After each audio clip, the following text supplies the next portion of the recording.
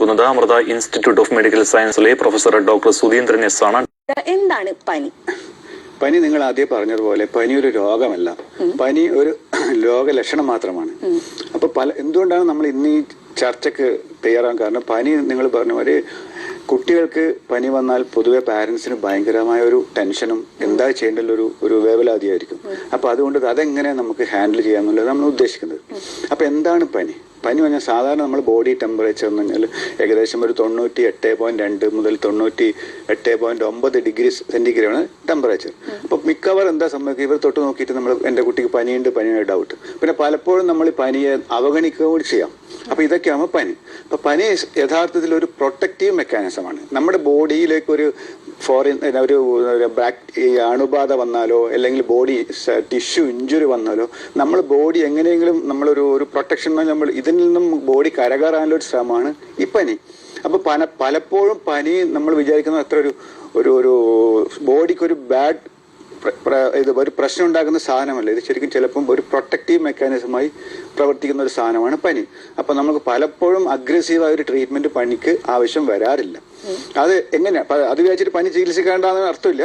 അപ്പൊ എങ്ങനെയാണ് നമ്മൾ സീരിയസ് ആയ പനി അല്ലെങ്കിൽ സീരിയസ് അല്ലാത്ത പനി എന്ന് തീർച്ചയായും അതാണ് നമ്മൾ ആദ്യം പഠിക്കും. ഈ പനിയുടെ എല്ലാ നിയന്ത്രണവും നടക്കുന്നത് നമ്മുടെ സെൻട്രൽ നെർവസ് സിസ്റ്റം കഴിയും. തലാമസ് ഹൈപ്പോതലാമസ് എന്ന സ്ഥലത്താണ് പനിയുടെ എല്ലാ നിയന്ത്രണങ്ങളും നടക്കുന്നത്. അപ്പൊ അവിടെ വെച്ചാണ് നമ്മുടെ ബോഡിയുടെ ടെമ്പറേച്ചർ കൂട്ടി നമ്മുടെയൊക്കെ വരുന്ന ഞാൻ നേരത്തെ പറഞ്ഞ പോലുള്ള സാധനങ്ങളെ പുറത്തേക്ക് കളയാനുള്ള ഒരു ശ്രമം നടത്തുകയാണ്. എങ്ങനെയെങ്കിലും നമ്മൾ ബോഡിയെ സംരക്ഷിക്കാനുള്ള ശ്രമമാണ്. അതാണ് നമ്മൾ ഇമ്മ്യൂൺ ഡെഫിഷ്യൻസിയുള്ള ആൾക്കാർക്കും അതുമാതിരി നമ്മുടെ തീരെ ഒരു പോഷകാഹാരമൊന്നും കഴിക്കാത്ത കുട്ടികൾക്കൊക്കെ പനി ചിലപ്പോൾ എത്ര സീരിയസ് ഇൻഫെക്ഷനും പനി പുറത്ത് കാണണമെന്നില്ല. ഇതാണ്. ഓക്കെ, അപ്പൊ എല്ലാ പനികൾക്കും നമ്മൾ ഡോക്ടറെ കാണേണ്ടതുണ്ടോ? ഞാൻ നേരത്തെ പറഞ്ഞു, പനി എന്നാൽ ഒരു പ്രൊട്ടക്റ്റീവ് മെക്കാനിസമാണ്. അപ്പൊ നിങ്ങൾ സാധാരണ നമ്മൾ മൈൽഡ് മോഡറേറ്റ് ഫീവർ ഏതൊരു സൂക്കേട് നമ്മൾ കാണിച്ചത് മൈൽഡ് മോഡറേറ്റ്. അപ്പൊ ഒരു മോഡറേറ്റ് ഫീവറാണ്. കുട്ടിക്ക് വലിയ കുഴപ്പങ്ങളൊന്നുമില്ല. കുട്ടിയെ ഏറ്റവും പ്രധാനം വീട്ടിൽ മറ്റുള്ളവർക്കും പനിയുണ്ട്. കുട്ടി ഇൻ ബിറ്റ്വീൻ പനി പാരസെറ്റമോൾ കൊടുത്ത നമ്മൾ അഡ്വക്കേറ്റ് ഡോസ് പാരസെറ്റമോൾ കുട്ടി വളരെ നന്നായി റെസ്പോണ്ട് ചെയ്ത് രണ്ട് പനിയുടെ കുട്ടി വളരെ ആക്റ്റീവാണ്. ഇതുണ്ടെങ്കിൽ എന്റെ അഭിപ്രായത്തിൽ 1-2 ദിവസം വെയിറ്റ് ചെയ്യുന്നതിൽ യാതൊരു കുഴപ്പമില്ല. നിങ്ങൾ വെയിറ്റ് ചെയ്ത് നോക്കുക. നോക്കിയിട്ട് പനി കുറയെങ്കിൽ പിന്നെ ഏറ്റവും പ്രധാനം ഡേഞ്ചർ സൈൻസ് നിങ്ങൾ പറഞ്ഞു ശ്രദ്ധിക്കേണ്ട പല കാര്യങ്ങളുണ്ട്. കുട്ടികളുടെ പനികൾ വളരെ ശ്രദ്ധിക്കേണ്ടത്. അതിൽ പ്രധാനമായിട്ട് നമ്മളെ പീരിയാഡ്സിൽ എന്ത് ഇത് വന്നാൽ നമ്മൾ ABC ഒരു ട്രയാങ്കിൾ ഉണ്ട് നമുക്ക്. അതായത് അസസ്മെന്റ് ട്രയാങ്കിൾ എന്ന് പറയും, പീരിയാട്രിക് അസസ്മെന്റ് ട്രയാങ്കിൾ. അതിലൊന്ന് അപ്പിയറൻസ്, അത് കുട്ടി എങ്ങനെയുണ്ട്. അത് നമ്മൾ സ്ഥിരം പറഞ്ഞ അമ്മയാണ് ഏറ്റവും ആദ്യത്തെ പീരിയാട്രിഷ്യൻ. അതായത് അമ്മക്ക് തോന്നുന്നു എന്റെ കുട്ടി ശരിയില്ല, തീർച്ചയായിട്ടും എന്തൊക്കെയും ഉണ്ടാവും. അപ്പൊ നമ്മൾ ഒരിക്കലും അത് അവഗണിക്കാൻ പാടില്ല. അതുപോലെ കുട്ടിയുടെ കളി, സാധാരണ കളിച്ചുകൊണ്ട കുട്ടി കളിക്കാതിരിക്കുക, ലത്താർജിയ പറയും. അതുമാതിരി ഓവറായി കുട്ടി ഭയങ്കര ഇറിറ്റബിൾ ആവുക, ഇതൊക്കെയാണ്. പിന്നെ കുട്ടിക്ക് നേരത്തെ പറഞ്ഞ അപസ്മാരം വരിക. പിന്നെ ബ്രീത്തിങ്, അതായത് കുട്ടിയുടെ ശ്വാസം കഴിക്കുന്നതിൽ അത് ഡോക്ടർ ആവണമെന്നില്ല, എല്ലാവർക്കും മനസ്സിലാവും. ശ്വാസം കഴിക്കുന്നതിൽ അമിതമായി ശ്വാസത്തിന്റെ എണ്ണം കൂടുക അല്ലെങ്കിൽ ശ്വാസം കഴിക്കുന്നതിൽ എണ്ണം കുറയുക. ഇതുപോലെ പിന്നെ ശ്വാസം കഴിക്കാൻ വളരെ എഫേർട്ട് എടുക്കുക. ഇതുമാതിരി പിന്നെ സർക്കുലേഷൻ, അതായത് നമ്മൾ കുട്ടിയുടെ ഒരു പെയിലായി തോന്നുന്നു, കുട്ടിയുടെ കളറൊക്കെ ഒന്ന് മാറുക. പിന്നെ പെരിഫറി തൊട്ടാൽ ഭയങ്കര കോൾഡായി തോന്നും.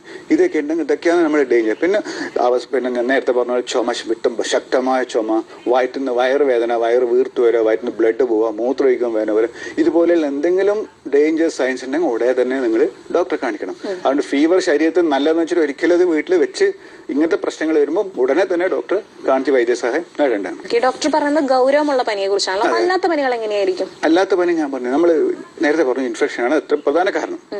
ഇൻഫെക്ഷൻ തന്നെ വൈറലാവാം, ബാക്ടീരിയലാവാം.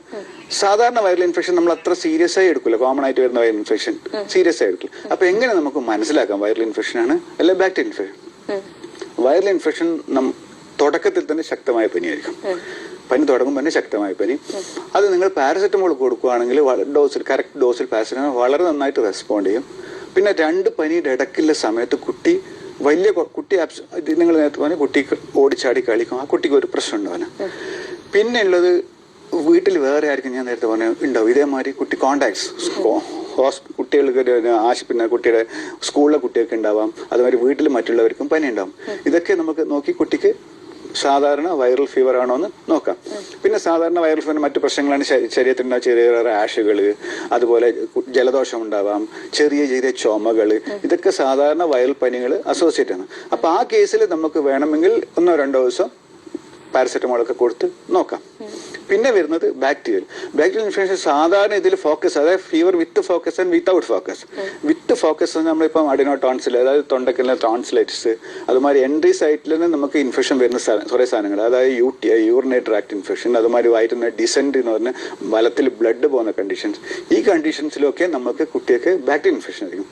പിന്നെ സിസ്റ്റമിക് ബാക്ടീരിയൽ ഇൻഫെക്ഷൻ ഉണ്ട്. അതൊക്കെ സാധാരണ വെച്ചാൽ തുടക്കത്തിൽ ചെറിയ പനി ഉണ്ടാവും, 3-4 ദിവസം കഴിയുമ്പോൾ പനിയുടെ ശക്തി കൂടി വരും.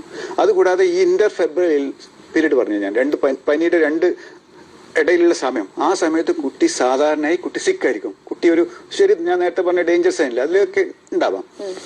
പിന്നെ സാധാരണ പാരസെറ്റമോളിന്റെ റെസ്പോൺസ് വളരെ കുറവായിരിക്കും. അപ്പം ദിവസം കുട്ടിയുടെ കണ്ടീഷൻ മോശം വരും. ആ സമയത്ത് you have to be very careful and അപ്പം തന്നെ ഡോക്ടറെ അടുത്ത് നിങ്ങൾ വൈദ്യസഹായം തേടേണ്ടതാണ്. ഇതാണ് സാധാരണ നമുക്ക് സീരിയസ് ആയ ബാക്ടീരിയൽ ഇൻഫെക്ഷനോ വൈറൽ ഇൻഫെക്ഷനോ നമുക്ക് തേച്ചെടുക്കേണ്ട പനി. പിന്നെ മറ്റ് പനികൾ സാധാരണ വൈറൽ പനി സാധാരണ 3-4 മാക്സിമം 5-6 ദിവസത്തിനോട് കുട്ടി മാറിയിട്ടുണ്ടാവും. അപ്പൊ ഇതാണ് സാധാരണ വൈറലാണോ ബാക്ടീരിയലാണോ നമ്മൾ തീരുമാനിക്കുന്നത്.